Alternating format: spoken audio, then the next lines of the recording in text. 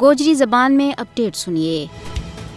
دنیا کی تاریخ گواہ ہے کہ کوئی بھی غاصب، ظالم اور جابر حکمران آزادی کی ہمانگیر تحریکہ نہ دبا نہیں سکے ہو۔ بھارتی غاصب حکمرانہ نامی تاریخ تو سبق سیکھنا چاہیے کہ وہ بھی کشمیر کے اندر چلن والی مقدس اور ہمانگیر تحریک نہ روب، دھونس، دباڑا اور ظلم و جبر نال کسی بھی صورت میں دبا نہیں سکتے۔ بھارتی غاصب حکومت نے کشمیر میں آزادی کی تحریک نہ دبان واسطے جڑو ظلم و جبر، قہر سامانی، جعلی جڑپاں، قید و بند کی صعوبتاں، مکانہ کی پان توڑ، زمین ور قبضوں، کالا قوانین کو نفاذ، چادر اور چار دیواری کا تقدس نہ پامال کرن کو ایک نہ ختم ہونے والا سلسلہ شروع کی ہوا ہے۔ اس نال وے اپنا دل نہ تے جھوٹی تسلی دے سکیں، لیکن حریت پسند کشمیری عوام کا جذبات و احساسات نہ ختم نہیں کر سکتا، کیونکہ انسانہ کا جسم نہ بیڑی لوائی جا سکیں، اونا نہ لہو لہاں کیو جا سکے، زخمی اور قتل کیو جا سکے، لیکن اونا کا ذہن و ضمیر پر پہرا نہیں بساڑیا جا سکتا۔ گزشتہ 33 سالاں کی تاریخ گواہ ہے کہ بھارتی حکمرانہ نے